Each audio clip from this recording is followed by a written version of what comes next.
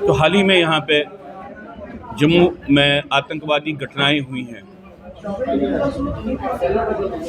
इसका एक संदेश है। वो संदेश ये है कि यहाँ पे पूरे जम्मू कश्मीर में आतंकवादी तंत्र जीवित है और वो जहाँ पे चाहे वहाँ पे हमला कर सकता है। जम्मू में हमला करने का संदेश ये है कि जम्मू हिंदू बहुल प्रदेश है और यहाँ पे अलगाववाद सबसे ज़्यादा कमज़ोर है। तो वो बोलने का प्रयत्न कर रहे हैं कि भाई जहाँ पे हिंदू बहुल है और जहाँ पे अलगाववादी तंत्र सबसे ज़्यादा कमज़ोर है, वहाँ पे भी वो आतंकवादी जघन्य अपराध कर सकते हैं। दूसरी बात जो वो बोल रहे हैं कि अगर हम शिवखोड़ी पे पिलग्रिम्स पे हमला कर सकते हैं तो हम कश्मीर घाटी में किसी भी टूरिस्ट पे हमला कर सकते हैं। तीसरी बात वो बोलते हैं कि भाई यहाँ पे हमारे आतंकवाद का प्रमुख लक्ष्य, प्रमुख टारगेट हिंदू है और अगर यहाँ पे हिंदू है तो कश्मीर घाटी में भी रह रहा हिंदू है। अब ये सारी बातें हैं कि आतंकवाद जीनोसाइडल है, आतंकवाद टोटलिटेरियन है और आतंकवाद का प्रमुख लक्ष्य हिंदू डेमोग्राफी है। ये तीनों बातें जो हैं इसको भारत सरकार नहीं मान रही है। भारत सरकार बोल रही है कि आतंकवाद तो लगभग मरने की कगार पे है और जो यहाँ पे आतंकवादी घटनाएं हुई हैं वो कश्मीर घाटी में हालात सुधरने के कारण हुई हैं। हम इस बात से पूर्ण रूप से असहमत है। जम्मू कश्मीर में जो भी आतंकवाद है वो एक तंत्र है, वो एक इकट्ठे काम करता है। उसके आइडियोलॉजिकल डायमेंशंस हैं, जियोपॉलिटिकल डायमेंशंस हैं, लोकल डायमेंशंस हैं। हम नहीं समझते हैं कि भारत सरकार किसी भी तरीके से इन आयामों का संज्ञान लेते हुए अपनी पॉलिसी बनाती है।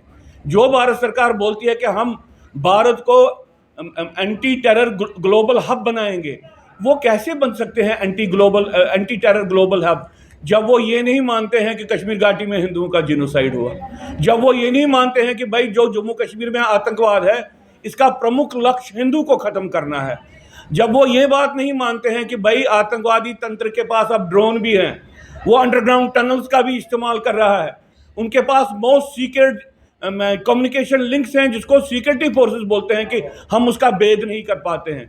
भारत सरकार किसी भी स्तर पे जिस तरीके का आतंकवाद आ रहा है या चल रहा है इसका मुकाबला करने के लिए अपने आप को तैयार ही नहीं करना चाहती है। राजौरी पुंछ के जंगल हमको लगता है कि भारत के कंट्रोल के बाहर है।